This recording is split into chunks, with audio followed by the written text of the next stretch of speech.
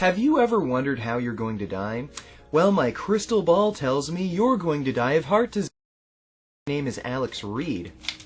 Got other plans instead of being stabbed, shot, dying in a car accident. Heart disease should be your #1 concern. But what causes heart disease? You'll hear different stories from everyone, and unfortunately, your average person isn't knowledgeable enough about the science to really judge who's right and wrong. So I'm going to explain to the best of my ability what causes heart disease using some of the best research available, and dispel some of the misinformation put out by these supposed experts, whose advice might literally be killing you. Firstly, any discussion about heart disease always begins and ends with cholesterol and that develop inside the arterial wall, and they are, in all likelihood, what will support this hypothesis that elevated blood or serum cholesterol levels causes the development of atherosclerosis, and all other factors are contributory at best. There's a very good reason why the best heart disease experts in the entire world believe that cholesterol is responsible for atherosclerosis, and that's because the vast majority of the research supports that fact. Firstly, what raises your cholesterol levels in the first place? Dietary saturated fat and cholesterol raise your cholesterol levels, of course, and we have hundreds of metabolic zero. When your blood cholesterol levels are too high, these LDL particles will damage the endothelial cells lining your arteries and will lodge themselves inside of the arterial wall, causing inflammation. To deal with this inflammation, macrophages, which are essentially the garbage-eating cells of your immune system, will attempt to digest this cholesterol that is stuck inside of your arteries. What ends up happening is these macrophages become engorged with cholesterol and become foam cells, contributing to plaque buildup, and the arterial wall begins to thicken and harden. Smooth muscle cells within the arterial wall are also drawn to the surface of these plaques, creating a tough cellular patch, sort of like a band-aid. These muscle cells are also drawn to cholesterol-laden fatty streaks, which they encase with fibrous plaques, further narrowing the arteries. This narrowing limits blood flow and oxygen traveling to the heart, but in time these plaques can erode and rupture, leading to blood clots that will completely obstruct your arteries, leading to a heart attack,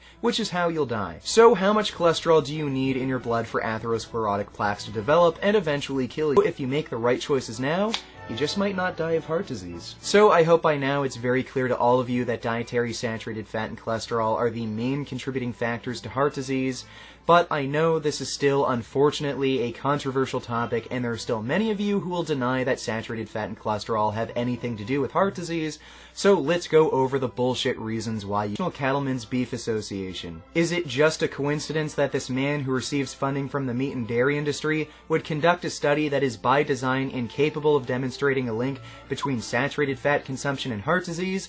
No, it's not. He's a corporate shill. Cholesterol deniers will also claim that there is research showing that dietary saturated fat and cholesterol will not raise serum cholesterol levels, which I have already proven to be demonstrably false. We have literally hundreds of metabolic ward experiments proving dietary saturated fat and cholesterol raise serum cholesterol levels. The reason why studies like these show no changes in cholesterol levels upon the ingestion of eggs is because the subjects already had very high cholesterol levels.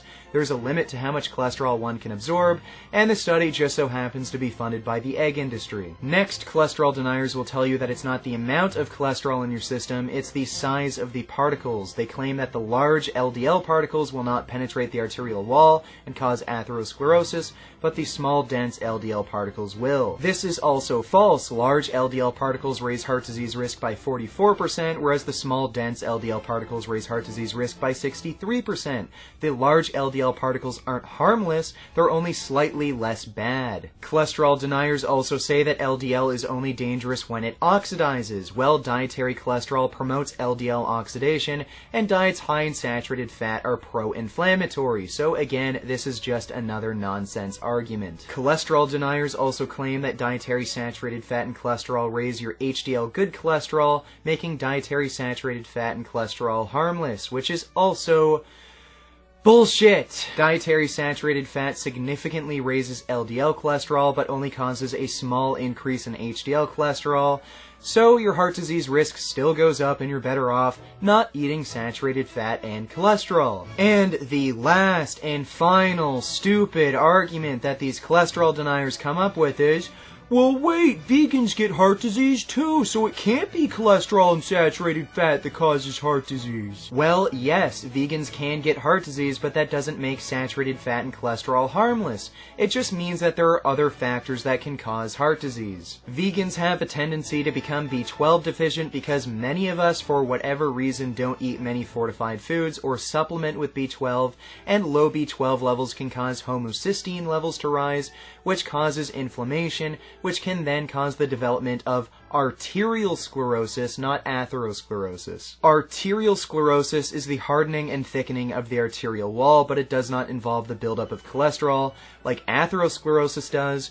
So if you're vegan, just eat fortified foods and supplement with B12, and that goes for non-vegans as well, as non-vegans can also become B12 deficient, and this is something that is very easily avoided. Hydrogenated oils are also vegan, but they're also not healthy for you. They do contribute to heart disease, and avoided if your goal in life is to live long. The ratio of omega-6 to omega-3 fats in your diet also has an effect on heart disease risk, and a ratio of about 4:1 seems to be around optimal. So avoid oils like olive oil or soybean oil, and eat foods like walnuts or flax seeds that are high in omega-3 and low in omega-6. So that is what causes heart disease. All of the research I referenced is in the description down below if you so care to read.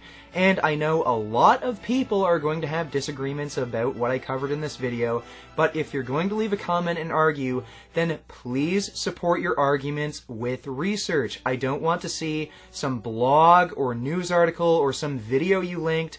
Just research, and calling me a vegan fag does not help support your opinion. And like I've already said, use valid research to support your arguments, using observational studies that do not calculate cholesterol levels at baseline, and using sick populations will not help to support your argument, and you're just going to waste yours and everyone else's time. And speaking of a waste of time, trying to prove that saturated fat and cholesterol don't cause heart disease is a waste of time. There is no valid research showing that saturated fat and cholesterol aren't implicated in heart disease, and the best heart disease experts in the entire world recommend lowering your cholesterol levels, and some of them are even vegan. So if you still disagree with the research I presented today, then you're not being skeptical, you are being willfully ignorant, and it's going to kill you. So don't eat meat, dairy, and eggs, hydrogenated oils, avoid oils in general, make sure your B12 levels are high, and follow a whole foods, low-fat, plant-based diet,